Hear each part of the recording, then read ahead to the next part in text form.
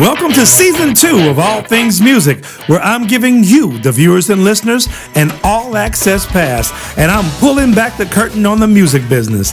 I've reached out to all my music business friends, and they've agreed to let loose and be real with me. So, all aspects of their career, relationships, big wins, and hard losses, nothing is off the table. You never know where these convos will go, so hold on and let the hangout begin. Tonight's guest is H.E.R. Big Swagg Harris. He is a Grammy award-winning producer and songwriter with the artist H.E.R. He's here. Let's go.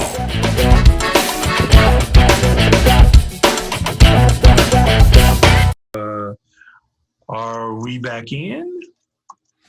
And how's the feed? All right. So now we were talking about Lil D.R. Lil David. Yeah. Lil David. Lil David, what they call him. Lil David grew up in church, right? Mm-hmm. Absolutely. You got seven brothers and 3 sisters. 4 brothers, 3 sisters. 8 kids total. You got 7. Yep. Yeah, I knew the 7 somewhere. This thing got my head going, man. It's got my head. Okay, so cool. So how you fell in love, man? How you fell in love with the music? Yeah, so that's how it felt. Just like watching them and wanting to participate and be involved, really, and trying to find out if I had any musical talent, and begged to be in the group. And my dad made them put me in the group. Hey, let's have that conversation. How'd that conversation go? Listen, I vaguely remember. I just remember them saying I begged to be in the group. And my dad was like, "Oh, put him in the group." And so they turned my mic down because I wasn't disciplined or focused. That I think I joined like at 8, and so I just used to dance and be the little mascot or whatever. And music? I'm sorry. It was gospel music? Yeah, it was gospel. We used to travel around and do the church circuit in the local area, do the program as they used to call it down south. The programs.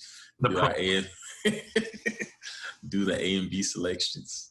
But that's kind of where we got our start. And from there I developed a passion for, while doing that, I really developed a passion for writing. I used to write a lot of poetry and stuff like that. And still trying to figure out what my instrument would be. Yeah. And I kind of fell into the drums initially. So around 10, 11, that's when I really started drumming. And my older brother played drums as well. 2 of my older brothers played drums, but my brother Alonzo, he was like the drummer at the time. And he was killing. And then he switched over to keys. Oh, wow. And so, he what religion, first of all? What religion? Oh, we Pentecostal. Pentecostal? Okay. Yeah. Non-denominational, but Pentecostal. My dad actually, his testimony is he got saved in the Church of God in Christ, and then went independent, and so we got a lot of.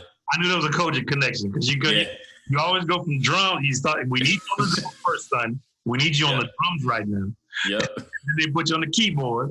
Yep. And you get on the bass. Yep. And then one get on the guitar. Yep. I got a brother play guitar. He play guitar and bass. Brother play keys and organ, drums. So we covered it. So all y'all play everything basically. Somewhat, yeah. Do y'all have like the default brother? It's like okay, I need a drummer. He's like, D, chill out. Oh yeah, we had that was my brother Alex. He was the front man in the group, and and again, Zoe was right above me, and then it's Alex, and then my brother Norman and Antipas. But yeah, he would be like in the middle of service if I was dragging or didn't have no weight on it. He'd look over, he'd be like, switch out. Hey, look, just so y'all know, as an instrumentalist, especially a drummer, because I don't ever see them do that to bass players. Nah, not as much. Nah, see them do that to guitar players or keyboard players every once in a while. But I don't ever. Huh? But drummers, you get that. Like this was nice when you get it. Yeah. There's no negotiating. when you catching a vibe, you're trying to get it going. It's like yeah. but it made you practice though, because you didn't want to live with that embarrassment of getting switched out. So man, that is some of the most embarrassing stuff. I must say that I didn't get switched out for lack of drive. Gotcha. Me and my cousin used to fight. Did y'all fight over the instruments at church? I mean, not during service, but you definitely wanted to play though. Like you wanted to play. Like a thing. Well, like that's my song, bro. Yeah. You know that's my song, man. We're tripping. Your feelings definitely got hurt. That's hilarious. Okay, so you started off on drums, 10, 11. Mm-hmm. Yeah. Then when you was dragging and your brother booted you, right? Yeah, he booted me. He's like, you gotta get in shape, man. Gotta get in shape. Yeah, man. People talk about how heavy my foot is, but my foot is heavy because there was no amplification. There you go. Definitely. Yeah. Choir, you had to have drive. Yeah. And then when I went to play with my daddy, there was no amplification on the drums. Right. They had amplification. Yep. But the drums didn't. Yep. So if you wasn't bringing the heat. And you had to have that bounce too. Had to have that bounce, especially when the praise breaks happening. Oh, yeah. If that bounce wasn't right. Yeah. Well, I grew up Catholic with an F, so we had no praise breaks, no praise breaking. There was no praise breaking, but we had them drives. Sometimes that stamina, you had to have that too. They had to go for 45 minutes to an hour. You had to be pocket the whole time. Dude, that's amazing. So now you done grew up. Look, you done growed up. You didn't grow up. Yeah, for sure, for sure. So now you're a teenager. Mm-hmm. You know what I'm saying? You still playing drums? Still playing drums. I was the drummer by this time. Like I was the guy in our little community. Yeah. And come by, you be like, yeah, exactly. Yeah, exactly. Get the old school stuff with me, because I got it. Right. Enjoy doing it, didn't you? Oh man, yeah, because then there was younger cats coming up in the church who I got to mentor and stuff like that. So it was cool. So what was the name of the band? Well, it was A-Boys and Girls when my sisters were in the band. And then by the time I was a teenager, and they were like, no, we don't want to do it. The girls didn't want to sing anymore. And their interest just wasn't that. Yeah, so the boys was like, all right, we want to do it professionally, really do it. So then it was just A-Boys for a while. And then when we all started getting a little bit older, we changed to A7. And it was my 4 brothers, myself, and then our god brother who grew up with us, like just there. Miss Harris Antonio. Yeah. So it was a lot of us. Bonus baby. Yeah, bonus baby.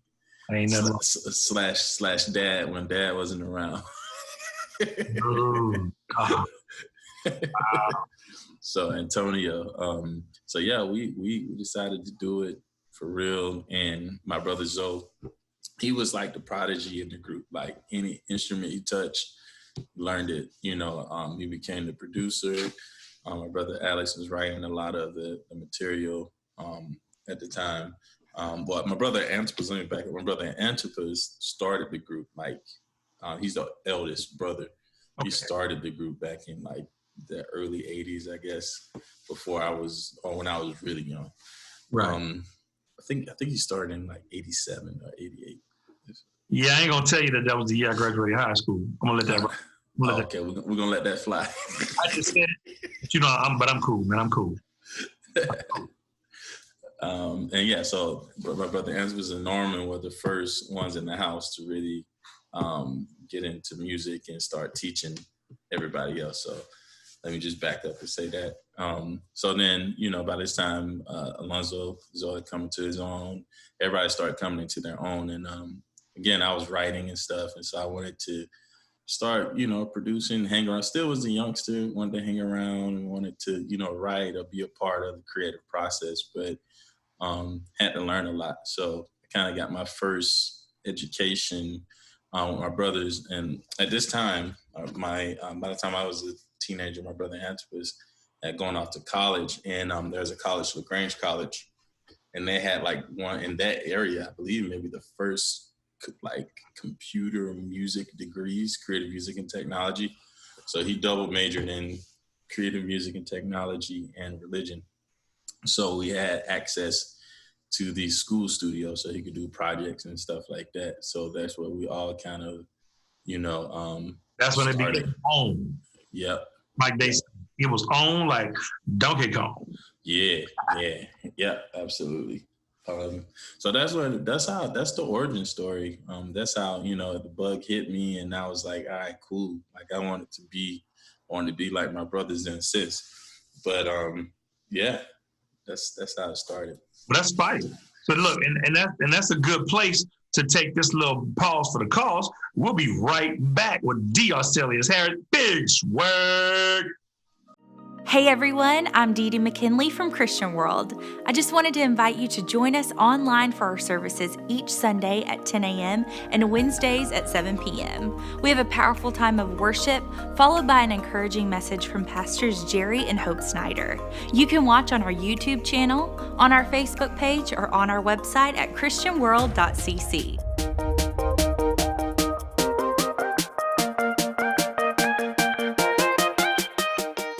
Ball's Fried Chicken, a Lake Charles tradition with 2 locations to better serve you. We thank all of you for continuing to support us during these trying times. Now, more than ever, we know how far our perfectly seasoned fried chicken, fish, or seafood will go to satisfy your cravings or just give you a little comfort. We are serving all of our menu classics to go until we get the all clear. So call ahead or stop by our Enterprise Boulevard and Common Street locations and get the taste you crave.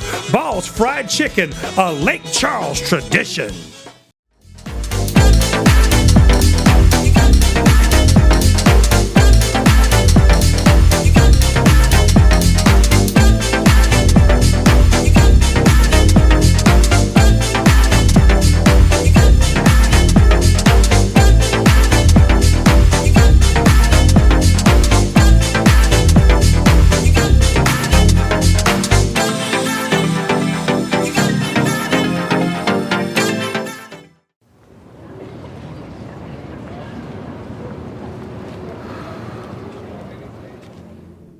I understand that we had a deep connection, yeah.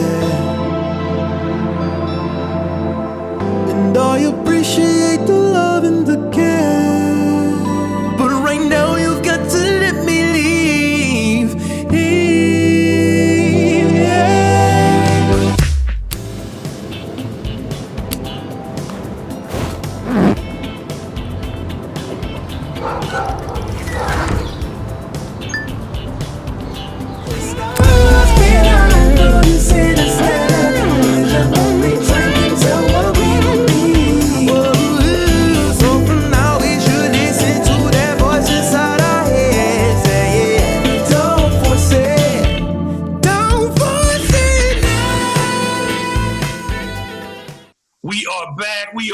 We are back. Yeah. Yes, indeed. We are here with Big Swagg, H.E.R. Harris, doing his thing, being the man, Grammy Award winner, world traveler, professor, doctoral student. No, I don't know if you're not a doctoral student, but No. Yeah. So, okay, so we just talked about A7, right? It was A7. A7, yeah. So was that major or minor? A7, major-ish. Diminished. Diminished. Augmented. In the Phrygian farther the minor. Right. So yeah, so anyway, man, so you came in with the family, did the family thing, family got it going. It was a beautiful thing. And then, so now you probably college now? So yeah. Y'all were touring as a family group? Yeah, so that was the gig, or were y'all was that like only a week? What? No, we started doing little tours, and we were doing Bobby Jones shows and performances. We had a single that actually, and I may be incorrect, but I think it was on the gospel charts for like 30 weeks or something. So it did top 20. So it was. We had started really picking up and really started. I mean, we was, feet to the street, grinding it out, but we had some national, international things going on as well. But at that point, everyone's interest just kind of started to go different places. Yeah. And I wanted to do more of the writing studio stuff, not necessarily perform. I had a brother who was in law school, another one working on his doctorate. Wow. Another Zoe was at New England Conservatory working on his master's degree. Alex was working on his master's degree. So everyone just kind of started, finding other interests in addition to music. But, when you're trying to have a career in it, it's heavy, so. Hey, the church, a double-minded man is unstable in all his ways. Come on, word, you in there. Hey, we got to be all in or all out. There you go. It's no dip a toe and keep a. Was it lukewarm? I spew you out. Woman, I will spit you out my mouth, saith the Lord. King James version. Spit this you out of my mouth. There you go. So yeah, man. So now all the brothers are really realizing that the road ain't for them for real. And so they're like, I got to have a gig. So they go in school. And how does that influence you? And I was at this time I was in school as well. I was studying, following in the footsteps of my oldest brother Antipas and my brother Zoe. And I studied, went to the same college and studied creative music and technology, which became a legacy college for us because my mom and dad got their masters from there, and then all of us ended up in our bachelors from there. School? LaGrange College in LaGrange, Georgia. LaGrange College in LaGrange. Yeah. Can any good thing come out of LaGrange? Hey, I sure hope so. I know some good folks. Matter of fact, shout out to my boy Elijah Kelly. He's an actor and he's been doing his thing. He's from LaGrange. Oh, really? Yeah, he was in Red Tail and Hairspray and the New Edition movie. He played Ricky Bell, so shout out to him. Ah, man. Yeah, his family had a group too, so we would always be doing the same gigs. Compete. Yeah, there it is. we wasn't competing because we was doing the Lord's work, but we was competing. How you like that super spiritual stuff? You know what I'm saying? Okay, okay. So now you're in college. You're the seventh of eight boys, right?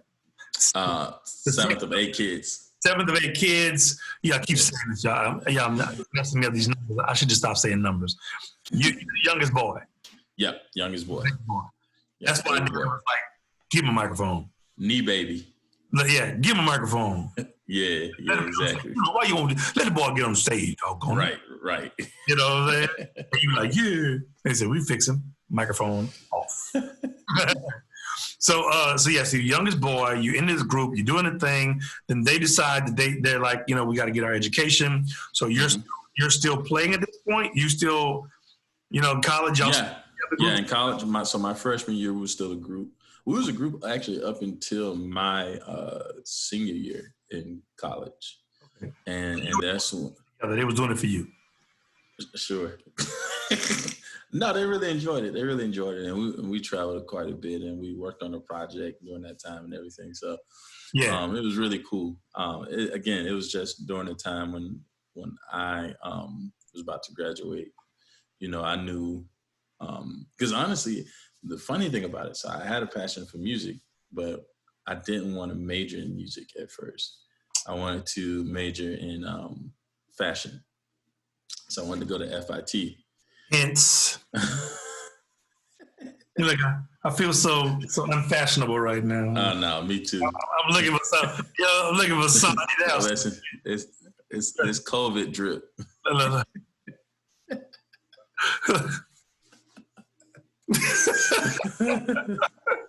So you want to be in fashion. So you have design so you can draw? Yeah, I used to heavily. Used to design clothes and stuff. Worked with a tailor from Thailand. Had him come down. We designed some things. I even designed some outfits for the group at one point. Couple looks. Yeah, couple of looks. But then I was like, oh, well, I major in business administration or something. Like I was running from the music education part, and was just like, I do music, so I'll do something else. But by the time I got to college, and can you talk about that when somebody say I do music? Can you talk about that for a second? Yeah, I mean, what does that mean, really? I mean, yeah, you know what it is? Sometimes talent is the worst thing that you can have. You know what I mean? I don't rehearse. I don't practice. That's the worst. Talent is the worst. Go, keep going. No, talent could be the worst thing ever because you become lazy in skill. And, the more you know, I always tell people in any other area other than mostly than music, that you're constantly steady, you're up on your craft, you're knowing what's happening in your area. But a lot of musicians, they kind of get lazy. Like, I've been playing, I don't listen to nothing, I don't practice, I don't, whatever. So I think skill is important. And I had that mindset of, I'm talented, I play okay, I can get by, I write okay. But it wasn't until I went to college and took music theory class and realized how much I didn't know. Right. Right. And then start really deep. But ignorance is bliss, though. Ignorance is bliss. Ain't nothing wrong with it. It is. Hey, most of the most creative people on earth are ignorant of theory. Absolutely. And that's not, I'm not saying you got to know theory, but my path, my journey. You needed it. Yeah. You wanted it, you needed it, and you know how to use it. You use it as a tool. Right. Because I'm not like, you're not going to see me walking around throwing the theory book around. And like, I'm not the sharpest theoretical tool. Right. Chef, but I know enough to communicate if I'm working with other people, or, if I need to understand something and you use theory, I can figure it out because of that. But it's just one of those things where I like, dang, like I really don't do music, like I play, but I don't do music. I don't do music. I have a natural ability God has gifted us with these things, but it's what do you do with these talents? How do you invest them wisely and, plant those seeds that they may, give more to you. Now, music education can come in different forms. It doesn't necessarily have to be in college. You could be self-educated, Yes. You can research, you can learn, you can shed, be around others who can, show you different things. Right. Environment is everything, man. Environment is everything. So I'm not going to say limited to the institution of college, but that's a nice place if you're privileged enough to be there and you're a musician. No, which one? Any music college can give you what you need to have a basis for it. Right. I find that if that college is just like a classical music college and you're a classical person, then you should get out of there as quickly as possible. Absolutely. Get the information and transfer. Right. And that was the beautiful thing about that small college that we went to, the ability and freedom to create outside of just classical music. And Professor Lee Johnson, who was my advisor, once I declared my major, he was really good about letting you discover who you are and cultivating that. So he's like, I don't care if you're a folk musician, I don't care if you're hip hop, I don't care if you, yes, part of the curriculum, you have to know these things, but creatively, I'm not going to dictate to you how you create. Let's just cultivate that and try to help you become the best at that while you're here. Right. So institutions are missing. Yeah. So I really appreciate him for that freedom to kind of grow and find who I was as a creative while in college and supporting that. So, so the band was together. Yeah. Through college. And then during that discovering who I was period, I realized that I really had a passion for producing and writing and collaborating and other artists performing things and not me necessarily being the artist. And I would collaborate with folk artists, collaborate with more Americana kids, more even hip hop kids, R&B. And that's when I kind of really started saying, okay, cool. Like I love music and I love creating music and bringing who I am to any genre, bending and creating something unique and special. So I just wanted to kind of be in the lab. That's fine. That's fine. So you're like, okay, I don't have to be out in the front. The front is interesting. I mean, I can do it, but it ain't my thing. Nope. So I'm gonna create so that people who love to be in the front can have the benefit of my right. Okay. And really helping people like find their voice, like just being able to hear what they're trying to say and help them articulate it became kind of my thing. And I was like, well, I want to develop that skill. Because that's the true essence of a producer, I feel, is helping give clarity and articulation to a voice. That's a great segue, and I'm gonna go with that segue. But first of all, I want to see I even changed my background for you. It's fire. It's fire. But if this was only my studio. Oh, I got you. If this only was my studio. You know what I'm saying? It's a beautiful thing. So you got the phone right there. Got the trumpet. Got the key. Got the producer. That's my producer side right there. I feel you. And then I mix everything over here. Nice. And, then when the guitar players come, I got those vintage ones right there. So check them out. I see it. As you can see, it's all isolated.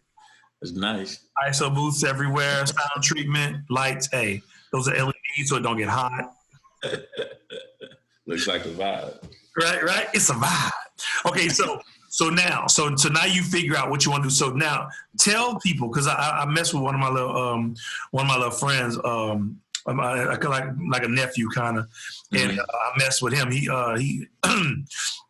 he called himself a producer, and like I was letting him rock with it until he started getting like super cocky with it.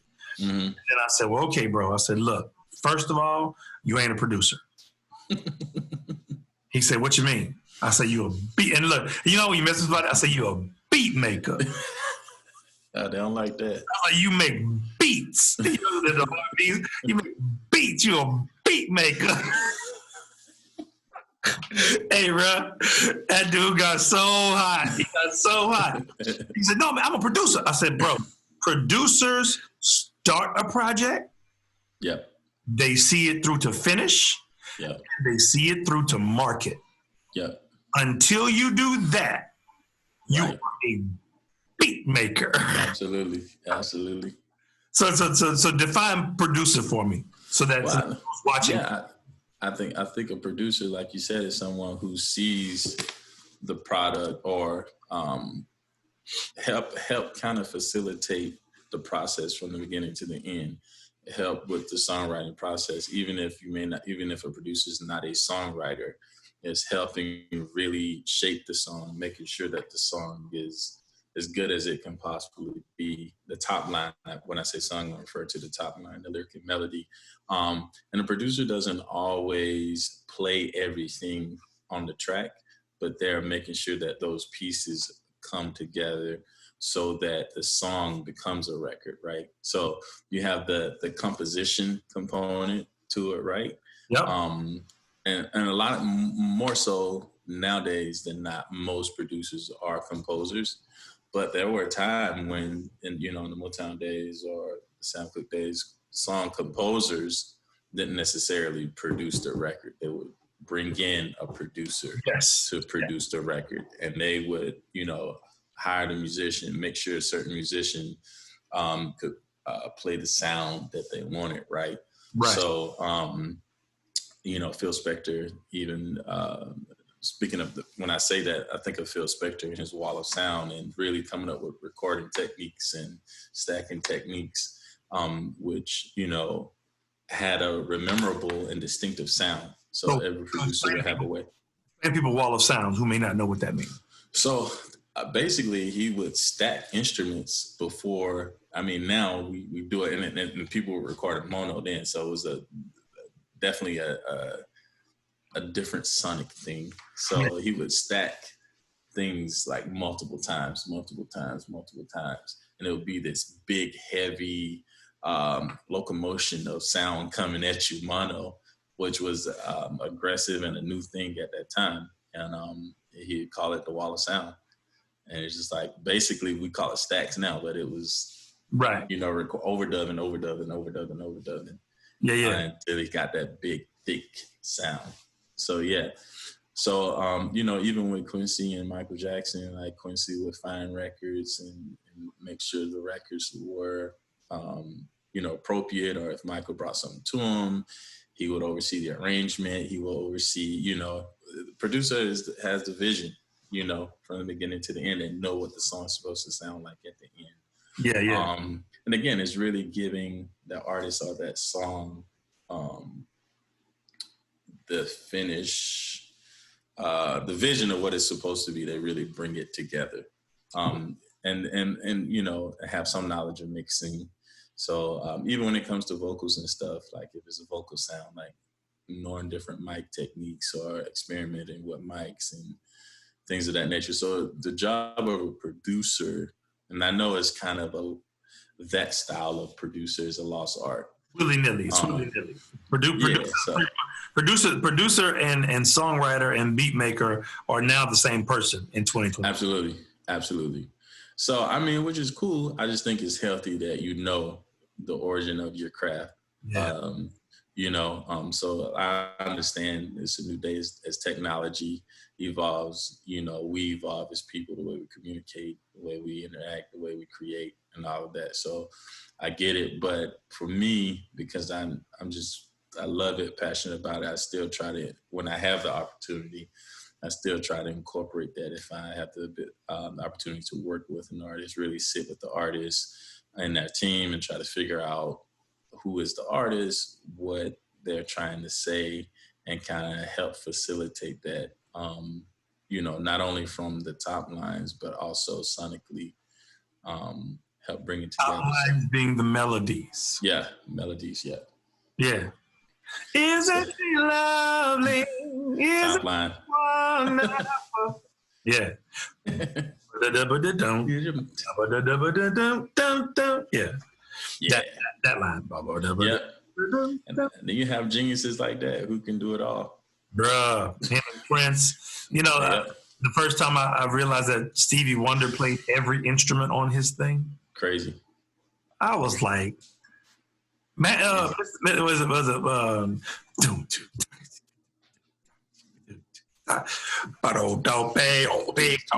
Yeah. I was like, and then whenever you go listen, like you really like get in and listen, what you thought the line was ain't what the line is. It's something else complimenting that, sounding like it's coming from that instrument. Absolutely. Yo, you know how many records I go back to and listen actively, right? So as a music lover and as a consumer, you passively listen to records, right? Yes. For enjoyment. And now, when you do it for the public, keep it simple, stupid. Yeah. Keep it simple, stupid. Right.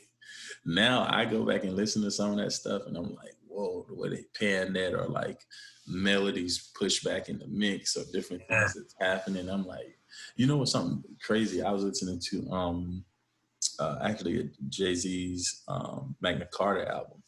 And I was listening to Holy Grail the other day. And it was so much stuff in the background that Timbaland and those guys, the other producers, had in that song that I never caught before. Bruh. And it was like ear candy. Yeah. Now do you know what's really deceptive? Whenever you go listen to Shake It Off by Taylor Swift. Now I got to go back and listen to that. Go back and listen to it. Okay.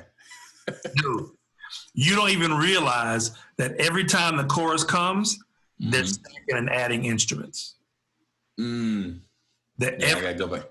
Every time the chorus comes, so by the time she's on the last one, there's so much stuff going on. And when I say keep it simple, stupid, the general public doesn't need to hear that. I mean, you and me, we would love mix to have all that stuff really present. I had to learn that it ain't about me, and what I do is confusing to other people. Right. Because, when you get somebody who's a passive listener and you got a lot of stuff going on, they frown while they're listening. Yeah, it's distracting. Overloading them. Yeah, it's distraction. Taking away from the top line. You know what? Which brings me to another thing is sonic composition. as a producer and as a beat maker and track writer, is really making intelligent decisions sonically. So you have your composition, which is the melody and harmony, and then you have your sonic composition, which is the right frequencies and the right sounds and so forth, so that, you know, things are not distracting, things are gelling, especially when you're dealing with technology, because it's unlimited spectrum. Yeah, it's unlimited. You can do whatever. So you really have to be careful about that when you're making tracks and producing and figuring out, you know, and thinking about the timbre of the artist. Sometimes I've gone in and switched sounds after the song is written or after vocals are done because the timbres are clashing.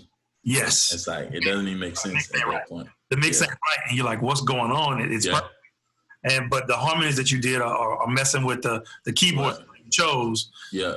And they're crowding up that space, so it's not cool.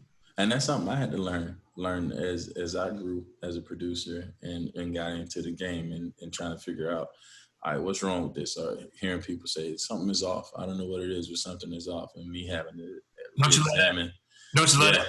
There's always somebody up here too. Yeah. They'll be like, yeah, man, that's killing. Something off. Right. You need to fix that. Well, what is it? It's in there. You go check it out. You hear it. Yeah. And they know what it is. And that's why you got them in your life. Right. Because they driving you on purpose. And when you call, and they like these dudes, yo, man, I just wanted to call and tell you, it was at 440, wasn't it? It was that keyboard, right? You changed that sound, right? You dropped some of the mids in that keyboard, everything was good, right? You know what I'm saying? When them cats do that, why you couldn't tell me that? Because you wouldn't. Exactly. I could have told you, but now you know how to fish. Now you know how to fish. Yeah. And people don't realize that's, you know, doing this music thing is an art. It's a serious art. It is. And not just a singer. You know, go a little deeper about talking about that. It's a dance. It's a symphony of creative movement. Absolutely. It's a conversation. That's beautiful. I like that. It's a conversation. Is when the vocal and lyric and melody and track meets, and there's a harmonious marriage that's happening, and that's the job. That's when you know you have something special, when it just fits like a glove, and that's the art. You know, that's going from composer and producer to something beyond, something magical. You know, and it's really understanding how to cultivate and hold on to that magic. And I think that's the art. That's the art form, right? Is normal enough. I had a mentor of mine, Jeff Robinson. He said, you know, making a track is like a good bowl of cereal. Sometimes you add too much milk in the bowl, the cereal get too soggy. So you have to know how much that balance. Because when you finish your cereal, you want to have just enough milk so you can drink that sweet milk. Am I wrong? Am I wrong? Hey, there you go. You know, hey, fat kids unite. What's up? You know what I'm saying? Hey, all day. You gotta have that sweet milk at the end. You know what I'm saying? Because if you finish eating your cereal and there's no milk at the bottom, you're like, man, I messed up. Yeah. So yeah, man, that's what it is, and that's something that you want to learn, you strive to learn, and something that, you know, I'm still learning and not above, you know, making mistakes and figuring out, all right, cool, that didn't work, or I could do this better, I can push myself more. Yeah. Have you ever because I know a lot of times, and two more than I want to mention, but there are times whenever I had a mistake. Mm-hmm. Like you know, I get to moving real fast on the mixing and arranging. Mm-hmm. Don't pay attention in some kind of way. I've adjusted a track, and when I listen to it, I go, "That's not right."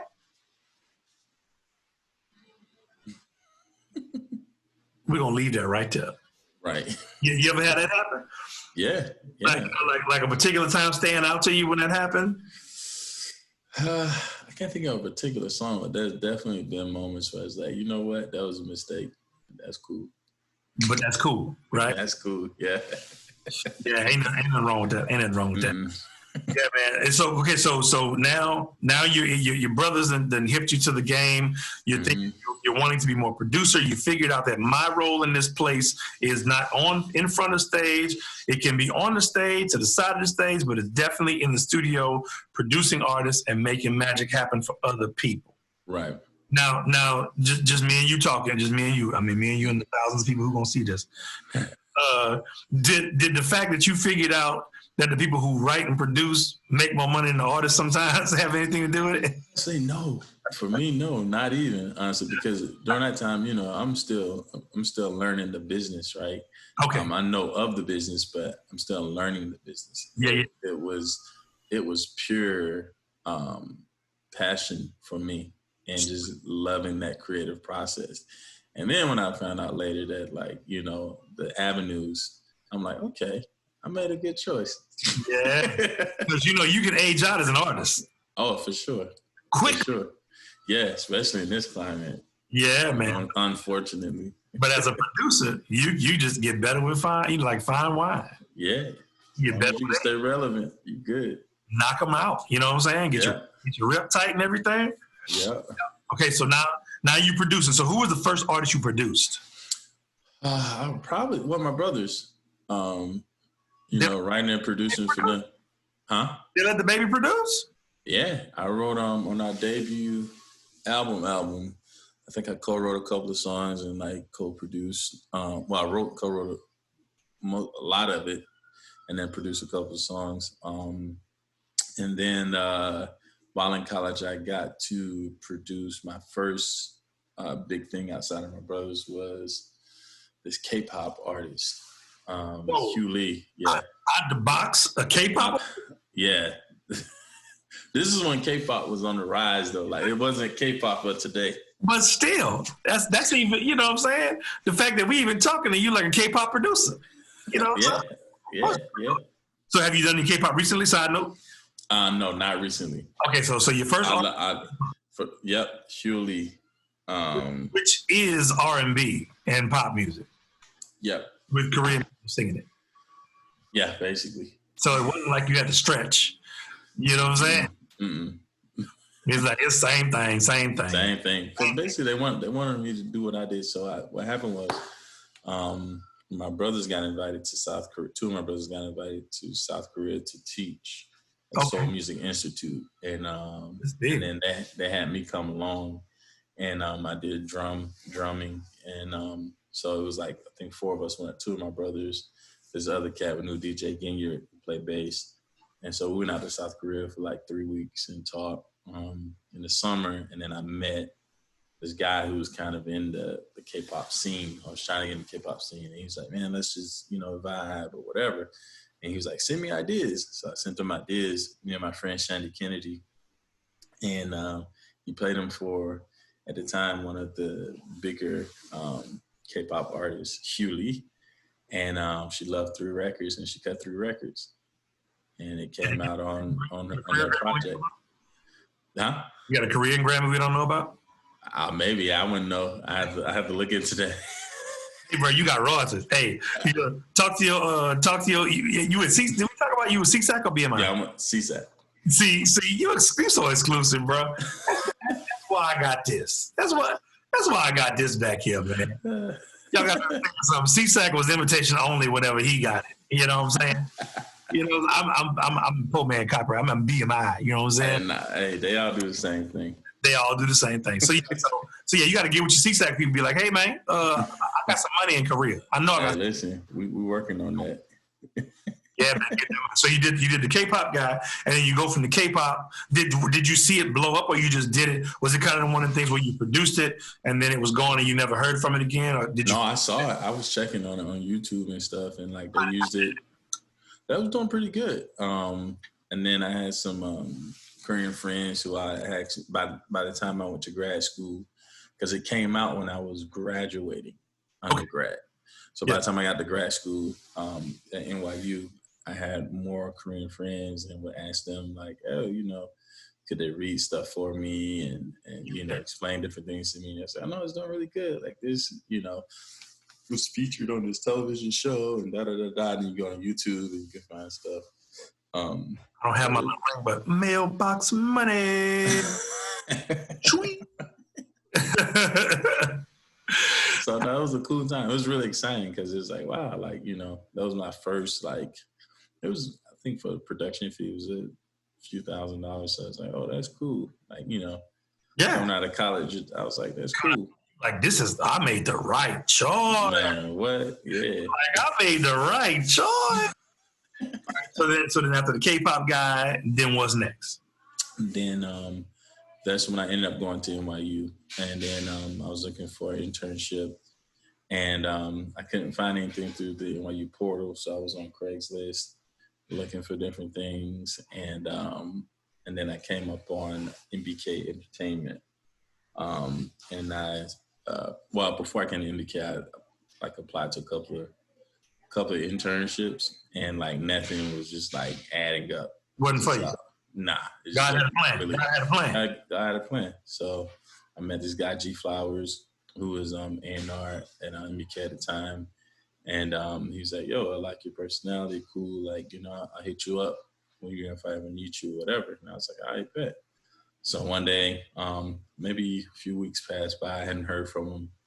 And I was in the CAF at NYU, and he hit me. He was like, what you doing? I was like, nothing. I'm just, eating. He's like, okay.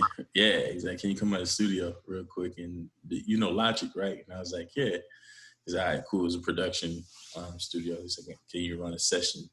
Yeah. And that's kind of where it just kind of all connected. And I started interning and doing engineering production sessions with artists they were developing and different things at that time. Yeah. Sweet. Okay, so I mentioned, we alluded to it a while ago. So you got your master's?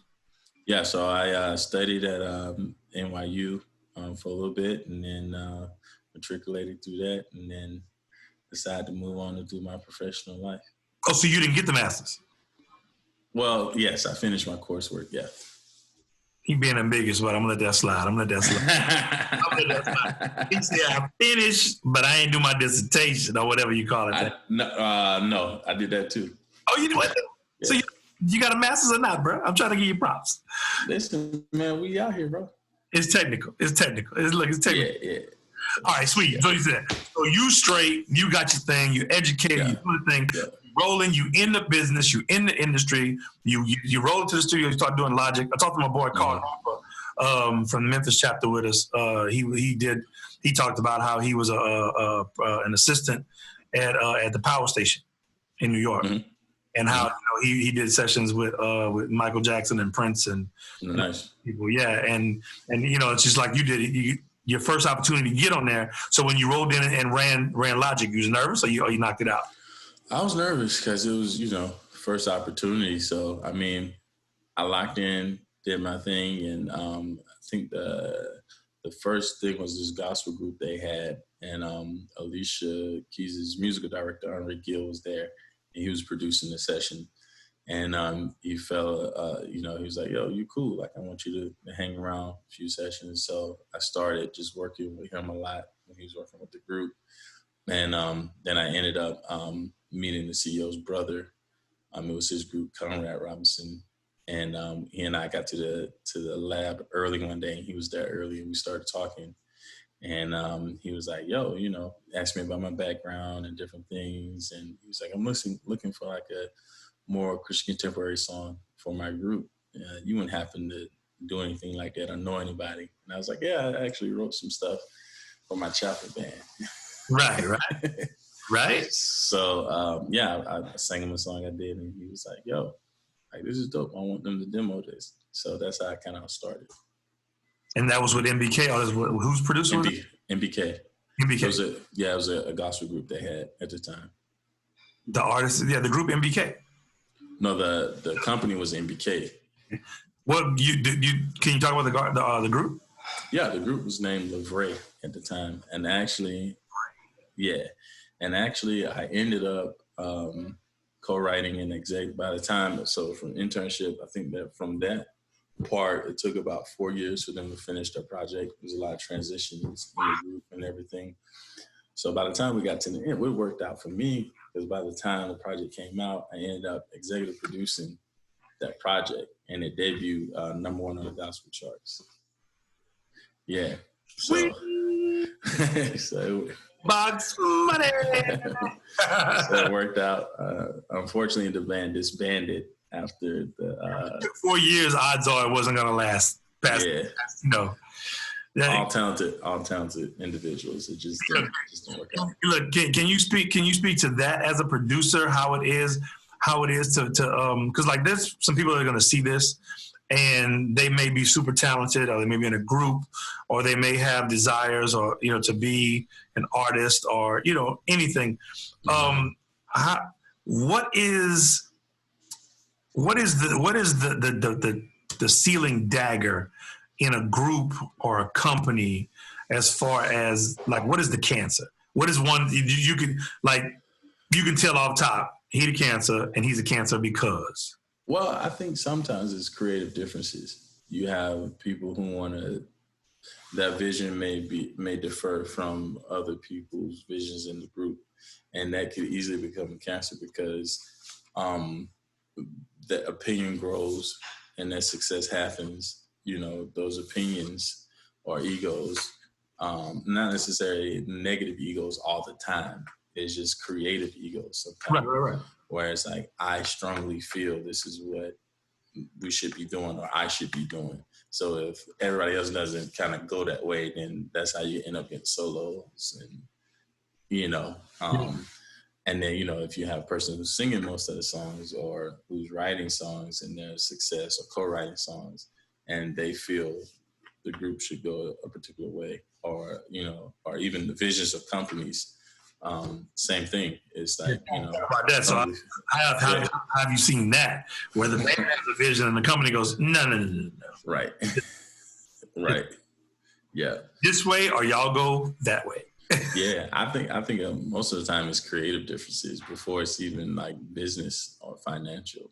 Yeah. I think that happens after there's a creative, not all the time, but after there are creative differences, and you start looking for other things. Yeah, of course. Yeah, because once you got your teeth in something, now you can just find anything. Right. So basically, if you're in a group, or you're in a business with somebody, or you're trying to do a collaboration, the number one thing is that everybody is on the same page. Absolutely. Same vision. On the same page. Yep. You're gonna be pulling this way, and you're not gonna move either way. Same page, and understand roles. Oh, talk about that.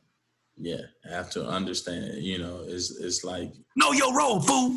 Yeah, it's like, listen, a good basketball team, you have to know your position and play your position well. And I think that's what made the Bulls such a great team, and Golden State Warriors. Don't forget my Lakers, the running gun Lakers, baby. Don't forget them. Lakers too. Don't forget them. Which Lakers though? The running gun, man. Matt Show. Okay. All right. You got that. Them people was cold, man. Cold. They was running people out the gym. But Cats knew that. Cats knew the role. If you were a facilitator, you had to be the best facilitator. If you're going to be the rebound guy, you got to be a rebound guy, clutch guy. So it's the same thing with any successful group or organization. You have to define roles and know your roles, and try to be the best at that role. Yeah. And then if you feel like it's time for you to transition, then don't destroy. Yeah, do it. Just move on. Yeah. Do it with some tact and all that good stuff like that. Some class. That's a good time to break right there. Look, we're gonna be right back with my boy D. Big Swagg Harris in a minute, right here at All Things Music. Hold tight. Hey everyone, I'm Dee Dee McKinley from Christian World. I just wanted to invite you to join us online for our services each Sunday at 10 a.m. and Wednesdays at 7 p.m. We have a powerful time of worship, followed by an encouraging message from Pastors Jerry and Hope Snyder. You can watch on our YouTube channel, on our Facebook page, or on our website at christianworld.cc.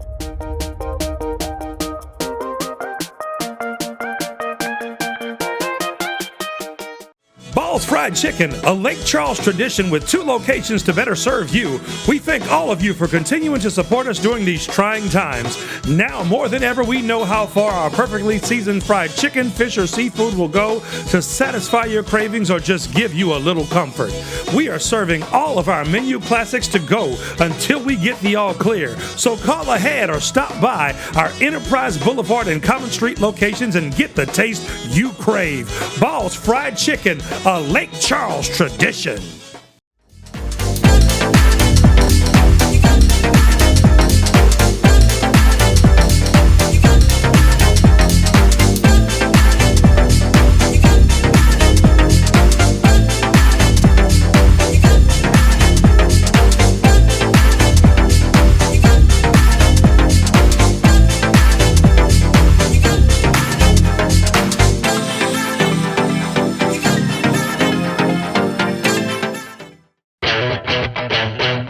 You're watching All Things Music, and look, mark your calendars next week because we have Adele Henderson of King Magazine.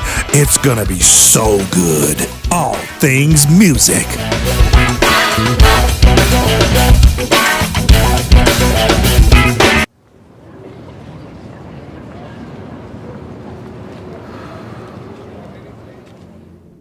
I understand that we had a deep connection. Yeah.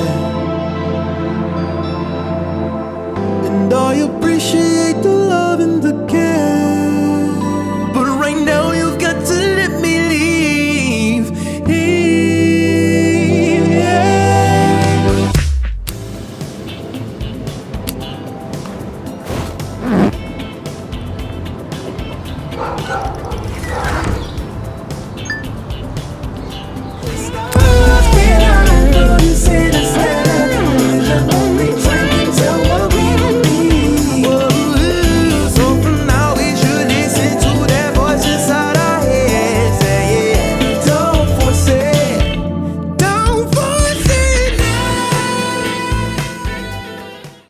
Oh yeah, we back. We're Big D, Big Swagg, Darcellus. Look, Darcellus. Sound like a musketeer. Yeah, Darcellus. They're going to take the tower. Darcellus. Yeah, man. So we skipped over that. We found out, how you got the Big Swagg moniker. Those old school. See, back in the day, people wrote notes. They physically wrote. Yeah. Like you, do you like me? Yeah. Not they text. Boom, and then they watch. They sitting next to them, be like, yeah, airdrop. Don't leave your airdrop. Like, are you serious right now? Okay. So we found out that you got your thing. You did your college. You did your musical stuff. You learned everything you're supposed to learn. You got all your schooling in. Everything was beautiful. You were creating at the same time, which is very important for people to. I think it is very important that people understand, especially today. You can go to school for something, but I think whenever you realize what it is that you're supposed to do or that you want to do, you should start doing it. You have to do it, yeah. Start doing it. You want to speak to that right now? I spoke at my college, was it 2 years after the Grammys, after I won the first Grammy. And wait, you said first. How many you got? I just got one. I'm with you. I thought my first one. When you got the second one? It's coming. It's coming. And I was talking about when do you transition from student to professional. And, my thing is you're a professional the minute you decide what you want to do. And you have to carry yourself as such. And that's something that I adapted early. Like when I decided, like, you know what? I want to be a producer. Okay, I'm going to start being a producer. Whether I'm a good one or not, that's arguable. But I wanted to carry myself as such and start, scouting talent and trying to push artists that I would work with and songwriters and stuff. It's like, listen, I'm a professional now. I'm going to learn as much as I can, make mistakes, learn from those mistakes, get up, keep pushing, keep trying. So I think, it doesn't matter if you're in school for it, you're in school to sharpen your skills. You're around other people. Iron sharpens iron. So you're getting the skills you need, putting in your arsenal for your career path. But I think the minute you decide, like, I want to play guitar, you're a guitarist. And you should have to carry yourself as such and practice as such and push yourself as such. Yeah. Okay. So since you said guitarist, a whole bunch of guitarists came to mind, a whole bunch of, people who call themselves artists. And I do this on purpose because those people who watched, not those individuals, but, because, do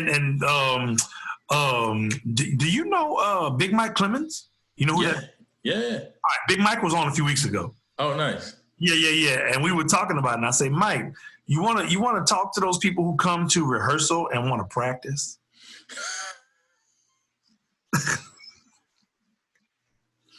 I actually wrote a song for Coco, so run and produce a song for Coco. Oh, sweet. Yeah. See, man. Anyway, man. So, yeah. So we thought, and he said, unfortunately, bro, a lot of church musicians have that bad habit. Yeah. Yep.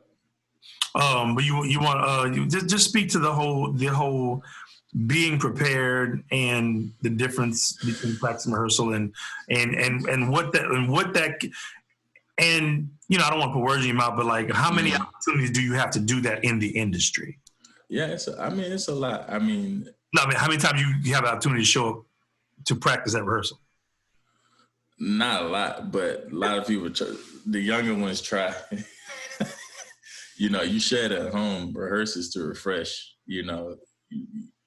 I hate shedding during rehearsal time unless, the rehearsal is done and then you jamming at the end and cool. But like, you shed at home, you practice your scales, practice your solos. So, when you rehearse, it's just refreshing. You can always tell people who don't shed because their touch and feel is off. So even if you learn a song, if you know every note to a song, if you're not practicing at home, if you're not shedding at home, your touch is not right. You want to explain touch? Because when I hear that, I know what you're talking about. And how would you explain that? That's good. Season. I guess it's like if you're cooking chicken, right? Oh, that boy went to the food. Fat. Let's go. I'm gonna try this. I'm gonna attempt this analogy. Hey, work the text, Doc. Right. Doc. Like you could cook your chicken and the meat is done and you eat it and it's like, okay. It was food. It was chicken. It was chicken. And then you have those people who marinate it, add a little seasoning to it, Bam. And that's the difference between touch and playing to me is the seasoning, it's the timing, it's the intonation on your instrument. With drummers is tasteful, finding those moments, knowing when to add enough, when not to add enough, how to set up certain things. And that comes from vocabulary. And vocabulary comes from shedding and practicing and confidence on your instrument. So you have some people who just like too confident and there's no finesse, it's just like I can play. So I think if you're studying and shedding. Keep on working the text, Doc. Keep on working the text. Keep on going. I'm loving what you're laying down. Go ahead. Yeah. So, it's all of that stuff. Even for me, like I'm an out of practice drummer. So I don't even play on my records because I know that I haven't been shedding. That's right. So even though I'm a drummer, I have not been practicing as I should. So I'm not just going to jump on the drums because even though I can keep time, there's a certain touch and feel that I would not have on record because I have not been shedding properly. So I can even use myself as an example. And if I want to get back into that, I know what I need to do in the gym to get back to that place. So, yeah. You can send your offerings to D. Arcelius Harris, Big Swagg, Curtis. Hey, Cash App is. What's the Cash App? Swagg Arcelius. Swagg Arcelius. That's SWAGGRCELIOUS. That's it. with the cash in the front. But no, man, that is something. But look, and I know people looking at me like, man, that dude tripping. But as you were talking about it, man, look, I just closed my eyes, man, and I could see and remember how it felt to play with people like that. Mm-hmm. You know what I'm saying? Mm-hmm. And there is nothing like it. No. There's nothing like it. And in a band, to me, if one person is not locked in, we should just probably stop. Because at that point, we just trying to get paid. Absolutely. And you want to be around players who are practicing and shedding as much as you, or know that instrument, because it not only pushes you to get better, but it just, like you said, that sound. You can tell cats who just are with their instrument. Yeah. You know? Yeah. Even producers, man, like, you know who's with their dog. It's the same kind of thing. It's like, it doesn't matter if you are whomever on the production spectrum, if it's more of a hip hop guy, if it's more of a pop guy, you know who knows their sound, who knows how to get that sound, who knows where to go, versus someone who just like, I'm just throwing tracks together. It's the same concept. Because it's a muscle. Yeah. It is a muscle. You have to work the muscle. It's and you look, since I don't want to do Fat Kitchen, I do food. It's you can make a free throw like this. Yeah. But when you do it, yeah, that's a whole nother situation. Whole nother situation. Steph Curry, eyes closed, corner. Yep. He knows it's going in. Yeah. And you know, or you can have somebody like me who's not a baller like that and get lucky. Like who? Who's like me, who's not a baller like that and get lucky. So you have that too. You got people who can get lucky, but they can't. Right. I know the process and I can do it, but I'm not consistent with it. So when I shoot it, it may or may not. It's 50%. It may be 60% that it won't go in, but I'm playing for that 40. Yeah. You know what I'm saying? 100%. You dropping serious jewels here, man. I hope these people are picking it up because you're dropping the jewels. Okay, so now lessons learned. But it's a beautiful thing, and again, that's why we. So before we go to how we met, so now we just gonna skip all the way up to how'd you get the H.E.R gig? All right, cool. So same company, MBK. So yes, she signed management to them. So I met her when she first came around. She was like 12, 13. Yeah. And I was one of the, by that time I was producing the gospel group. Big dog at that time. Big dog. I mean, I wasn't big dog, but Swagg, big Swagg. I see you in the hallway like medium Swagg. Medium Swagg. We're still learning. We're still learning a lot. What's up? Right. So I was asking, if I could work with different artists, like volunteering to work with different pop artists, hip hop artists they had. Yeah. I wanted the experience, and they granted me that. So by this time, they trusted me. They brought this new girl on, say, "Oh, we're going to develop her, blah, blah." So she quickly became like a little sister to me. And I was like, when she first came around, I was like one of the first people to record her. Started writing with her, and we immediately created a creative bond. And that's what happened. And she got signed fairly early. She got signed fairly early, and that bond was continuous. And that's how I kind of started. And then her manager, Jeff Robinson, hit me one day. They had been going around different creators, different amazing writers and stuff, and was trying to figure out a sound. And while I was trying to do that, he hit me and was like, "Yo, help me put together an EP so we can just, get something out." Yeah, get it out there. Yeah, and I was like, "All right, cool, I got you." And he had some other things going on at the time. So that's when we kind of locked in, and that was the beginning stages of what later became Volume 1 and H.E.R and everything else. So I was there with them from the beginning, developing the sound, fleshing out the concepts, suggesting different producers and writers to bring in.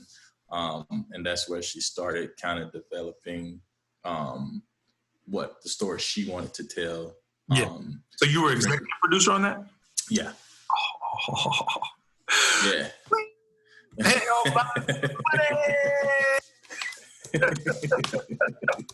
I just had to do that. I'm sorry, I had to do that. My bad. It's good. It's my thing. Good. So you got all the producers together, everything rolling. You get and relationship is why all this happened.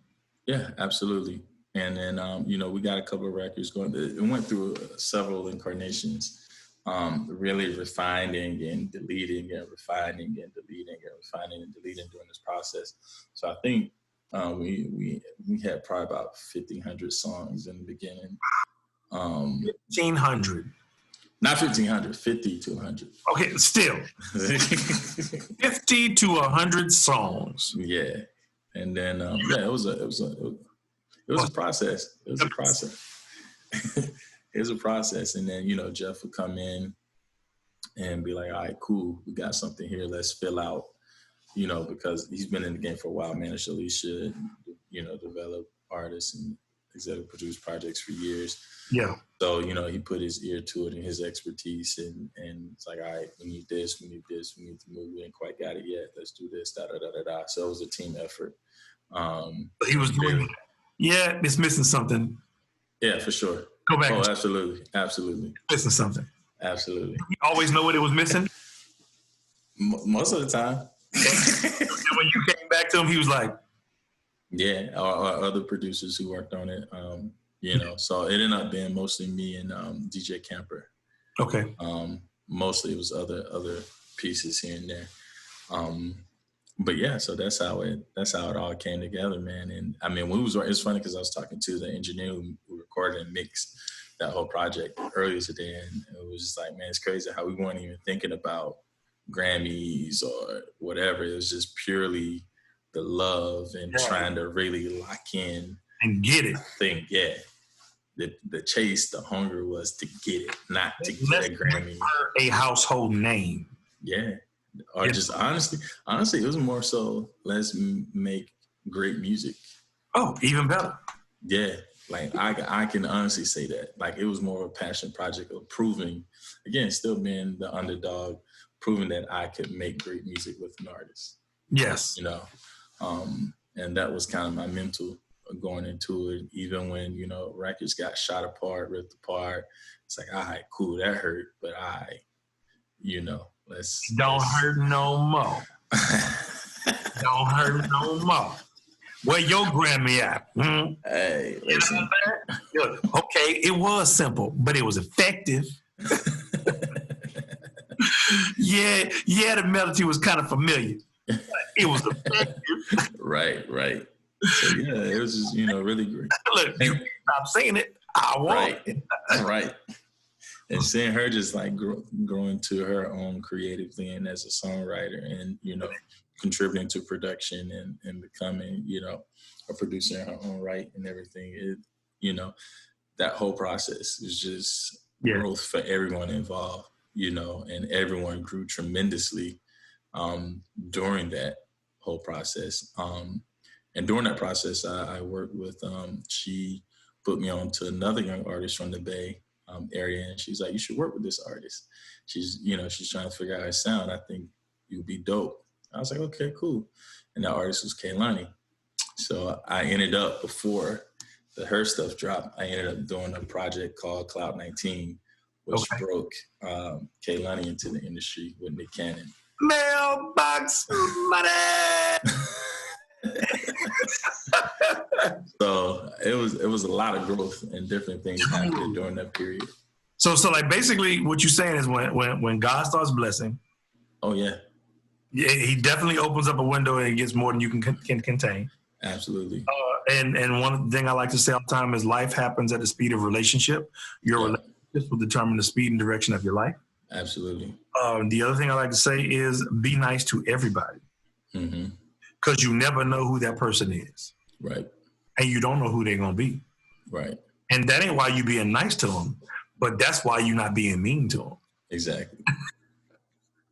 You know what I'm saying? Exactly. Just love on people, and finally, you know, if you help enough other people get what they want, right, you're gonna get what you want. Absolutely. You know what I mean? So then that brings us to the Grammys. Yes.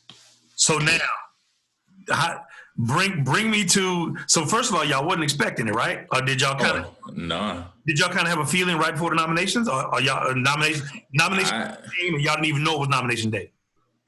For me, I wasn't even paying that much attention to what was happening because it's one of those things you dream about, but you feel like it's so far from your grasp, right? So it's like, you want to work towards that, but like, all right, that'll be later on. We'll get there. And again, like I said, like with those projects, it was just more so initially start out, we just need to get something out, this, you know. And then it was like, we got something really good here. And then the project just started taking off. So that was the first, like, oh, that's crazy, you know. For me anyway, I can't speak for everybody else on the team, but for me, you're EP, you're executive, so it starts and ends with you. So your mindset is what it was. Yeah, I was just like, whoa, like this is really taking off, you know. And so then sorry, I got distracted by text. Look, whenever you're a potential multi-Grammy winner, and you know you got mailbox money coming in, your phone is hot. Right. All the time. Okay, so Grammy morning, so nomination morning comes. Mm-hmm. Yes, CBS makes the announcements. Mm-hmm. Was her on the CBS announcements? Yes, because we got we were R&B album and new artist, best new artist, best R&B album, and then she had R&B song. It was 5 nominations. Yeah. So explain how that is when you're not expecting it on Grammy morning at 7:30 in the morning Eastern time. Let me tell you, first of all, the phone starts blowing up. Yeah, man, that's what really happened. Like, people was like, "Yo, are you watching what's happening right now?" And she was on tour, so they surprised. So she didn't even know she's working. So they went to her manager, went to her room, and we were all on the phone because he called us. He's like, "Yo, we about to go in and tell her like something went wrong, on the tour, whatever." I forget if she was on tour. Was it Bryson? I think it was Bryson. Okay. It was either Chris or Bryson. I can't remember. But so she went. So they went to her room. We were all on the phone, and he's like, "Yo, you know, And she's like, "What?" You know, here it was. He was like, "The crazy thing about all of it is, though, you got 5 nominations." And she just like started screaming, like, "Are you serious?" So that was the moment. But even like at that, when they hit us, I'm like 5? Like seriously, she got 5 nominations? Like debut EP project, 5 nominations. It's like, and that was this year or last year? That was 2018. Yeah, that's what I thought because look, she and I, me and her, because we were in look at it. Look, we were in a Swagg suite together. I never found those, by the way. Bro, oh my God. I never found those. Oh my God, bro. You look, fire whoever was in charge of that and get you a new one. Look. But anyway, I met her at the Swagg suite at the W. I think it was the W Hotel. Oh, that's why I missed it. In Beverly Hills. Okay. And you know, we took a picture and everything, and she didn't do this. It's a regular picture, so she didn't do the hand. Wasn't that? Yeah, she didn't do that because I didn't even know that was a thing. But you know, but she was really nice, and you could tell, you know, she was really nice, and it was a beautiful thing. I didn't know who she was. She's a sweetheart. Oh yeah, she was very, very, very nice, and when you talk to her, tell her I appreciate it. She don't remember who I am, but she took a picture, made an old man feel all right. It was good. I got you. It was good. But anyway, so now your phone is blowing up, and so y'all didn't win anything that year, though, right? Yeah, first year, yeah. So y'all didn't win anything this year. This year, no. Okay. See, I'm thinking that y'all just I don't know why, but yeah. So we got our nominations at the same time. Yep. Again, connected. You know what I'm saying? Yeah. So your phone starts blowing up. Are you watching this right now? Yeah. What your brother said? What your brother said? They was just like, oh, that's just crazy. And then, back home, like the college start calling you, then the local newspaper got it, and I'm from a small town. So it was like a really big deal in the community, which was really cool to be the first Grammy nominated at that time. Person from my hometown, and then first Grammy nominated. Second Grammy nominated from my college. There's another CCM band who was nominated called Taken at the time. Okay. And I think they changed their name to After Edmund. So, so they got nominated before, so I was the second from the college, and later would be the first winner from the college. Bag up, get my spot. I got a chair. Look, you're like, I got a chair in the auditorium. The Swagg suite. Look, the Swagg chair. Right. The Swagg chair. Okay, cool. So now it's all exciting, and so you didn't get to go to the Swagg suites. Yeah. But which would have been very, very double entendre. I'm Swagg in the Swagg suite. The Swagg suite. It's been cool. Swagg in the Swagg suite. But so you didn't get to do all that stuff, but Grammy week is crazy, right? It's insane. I was all over. I don't even know. I still don't. It's all a blur. I don't even remember everything I went to, where I was. I just know I was outside. Well, that was outside. I was around. I was out. Where were you, man? Out. I was getting my suit tailored that Friday before I know that.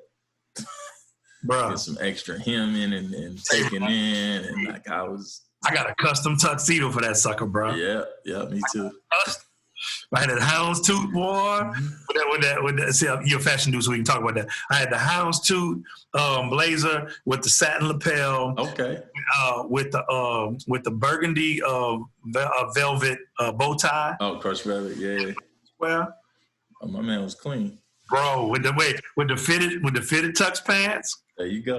Gotta have that. With my great tennis shoes. There you go. Bro, look. And you couldn't tell me I wasn't clean, boy. So how was walking the red carpet?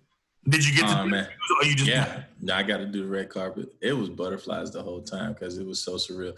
It's like one of those things that you grow up, surreal. Very surreal. Never thought I would say that. Yeah. Real. So go ahead, keep going. Sorry. No, it's one of those things you watch on, we grew up watching Grammys every year, every music award show. Watching I watched the red carpet to the end credits.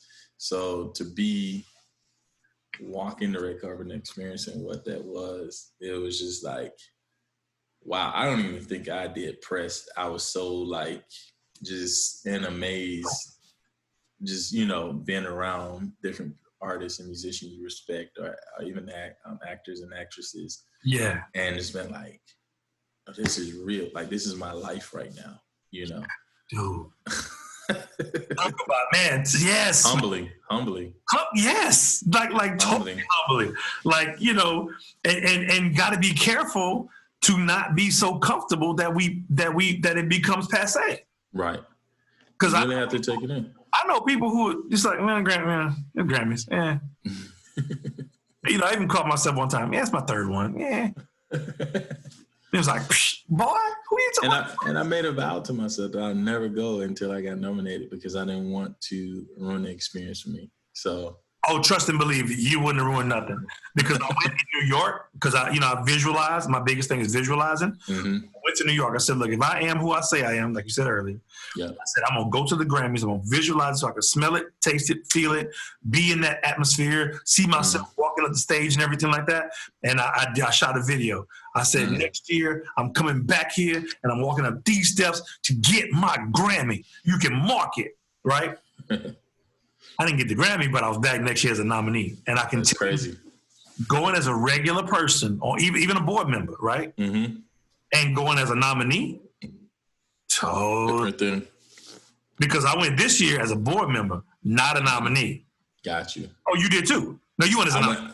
As a nominee and board member. Yeah, which is even better. Because now they didn't know who you were as a nominee, that little pin on there. That's it. Like, hey, how's it going? Well, what's up?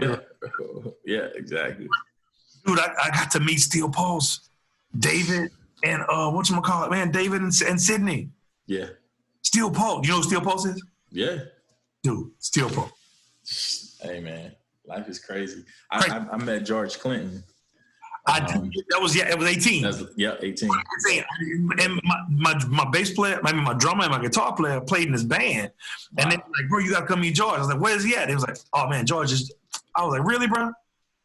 Y'all couldn't come get me to meet George. Seriously? But it's all good. So yeah, so then you go to the Grammys, it's everything you thought it was, and then you get to go again. Yeah. And when you go back the second time, it's just as because I didn't think, again, it's just like you do it because you love it. Because you love it. And I did tune in to the announcements, but I wasn't there. It's like, all right, cool, we get nominated, cool. Yeah, we good. Yeah. My money still went up. Hell, yeah. Money. My money still went up, so it's cool. Man, listen. And then when they said her name. They said her name and my name a couple of times. I was like, that's pretty fly. Right? I think it was BB Rex who was saying it. Yeah. He was reading off the names. And I was in my living room and I was walking to the kitchen. And she said, D.R. Silk. And I like spent around. And I was like, what? And it's like, was it album of the, no, was it Song of the Year? Album of the Year. And Best R&B album. Oh, you talking about on CBS? Yes. Oh, see, you took it to a whole nother level. See, with my category, we don't get to get stuff on TV. Oh, got you. You know, and that's the other thing that I'm really excited about. One day, I'm believing that I'm gonna get to go to the red carpet. Oh, there's a red carpet? Well, you was on the red carpet. I was on the red carpet. Oh, got you. So, and when I'm being funny, it's the right. It's the same carpet. But for the premiere, because they give out 75 Grammys in the premiere. Right. And at the premiere, it's everybody we walk the red carpet. Right. And at like 4:00, that's when all the superstars start coming in, and that's when you was on the carpet, and that's when you gave a little press because you was like, JC, and me. This is the dream. I cannot. Man, I am on this red carpet with Jay-Z and Puffy. Hey man, let me tell you, crazy. You know what the craziest thing happened this year though? Before maybe like a few days before, I guess they leaked the seat charts, and somebody saw my face on the seat chart. Yeah, and leaked, and it's like, I think next year I was like, nah, I would not be on the seat chart. And it was like, nah. Did you know you were on the seat chart? I had no idea. Yeah, you no idea. Sit on the floor when you're on on the big show. Absolutely. Who were you sitting next to? I was right in front of Lizzo and Ariana. This year? Yeah. Okay. Wow. Yeah. Dude. It was Ariana, Lizzo, then us. Dude, and see, my friends Tank and the Bangers got y'all, and they were on the floor. I think they were behind. I think they were fifth row. Yeah, like I think I was third row. Yeah, see, they were right. They weren't far behind me. Big time, third row. Blessed. It's okay. You be blessed at big time. It's cool. Stay humble, bro. Stay humble. Ain't nothing wrong with it. But yeah, so and the show is different from down there, isn't it? It's quite different. It's different down there. Quite different. And you know, I ain't got no hate, Mom. I was totally enjoying it. I was happy for tanking them, but I was just sitting there going, you know, one day, you know, because after in 2018, you know, when I was after I had lost, because you know we lost and then had to go to the show. Right. And my wife was like, "You okay, baby?" And I said, "Yeah, give me a second." And after 20 minutes of the show, I looked at her and I said, "Okay, I'm good." I said, but here's the thing. Because I got the nomination and didn't win, now anything less than a nomination is unacceptable. Right. And my level is up. Like you said, for the love of it, but understanding that I can't bring nothing less than better than my best. When I think it's the best, I got to go back and, you know what I'm saying? Because there's a level. You can't go below that level now. Right. Yep. So, all right, bro. So, look, you know, we've been talking, and we'll keep on going because, I mean, me and you, bro, you know, Fat Kids Unite, David, you know, we got nominations at the same time. You know, we walked on the red carpet, man. We, you know, we both felt like it was surreal. Our phones blew up. You know, and you know, and one day I hope we can get together and make this collaboration pop. You know what I'm saying? Absolutely. I'm really excited about that. You know what I'm saying? Absolutely. So I always like to let it go out. Well, first of all, we're gonna do a screenshot selfie. Okay. You ready? Let me fix myself. Fix your swag. You ready? I'm ready. All right. Got it. Was your peace sign up here? You want to do it again? Oh yeah, let's do it again. All right, cool. So now, before you go out, man, before we take, word of advice, and I'm gonna be specific with you because of who you are and because of what you've done. Word of advice for producers, artists, and musicians. Three words of advice. Okay. Producers. Producers, word of advice is to study your craft, past, present, to create the future. Really go beyond just making beats on your software, but really dig into the art form and understand, what it is to make a record. Even if you're not hired to make a record, because that's a whole nother conversation. But that's part two. but understand that, understand what that is, and always be willing to collaborate, listen, and learn. Okay, singers. Artists. I say identity is leverage, right? So. Oh, wait, work that, Doc. Identity is leverage. I think as an artist, if you know who you are, people can't really get in to kind of taint and mess that up, right?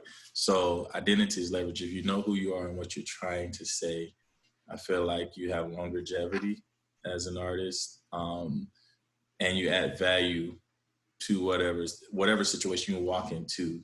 You have that leverage of, listen, this is who I am, this is my message.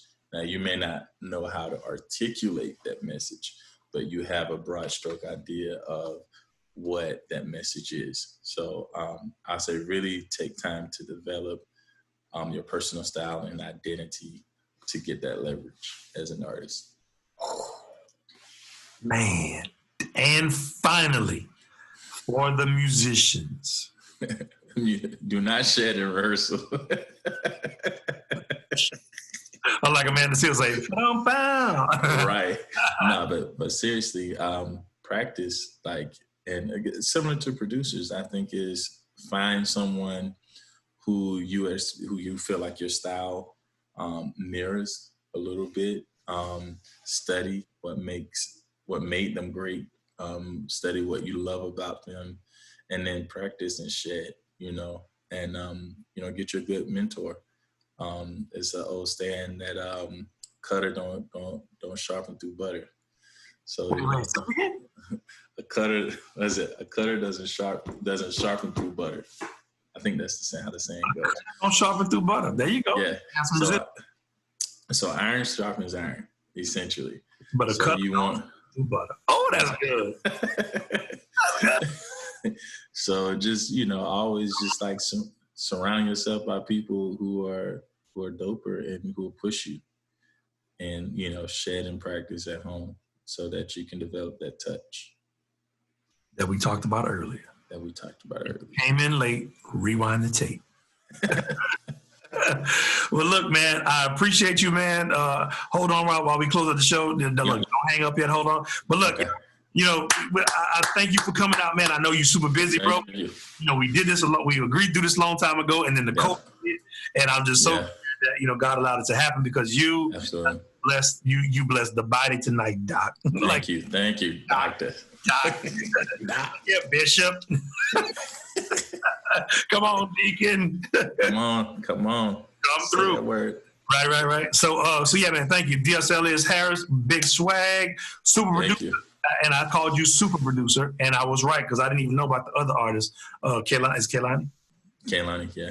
Say Kaylani. See, I got a little memory to it. right. So look, until next week, y'all check us out. Next week, we're going to have my boy Adele Henderson, one of the founders of Swagg, of King Magazine. See, I'm giving everybody a name. Swagg of King Magazine. He's got the stories. He's got them lined up. He say he ready to tell them, and it's still musical. It's still musical. So catch us next week, 7 p.m. All Things Music. See y'all next week. Thank you for tuning in to All Things Music. We really appreciate you being a part of our backstage hang. Tune in next week when our guest will be Adele Henderson, one of the creators of King Magazine. Oh, it's gonna be good. It's gonna be real good. So tune in at 7 p.m. Central Time every Thursday. All Things Music.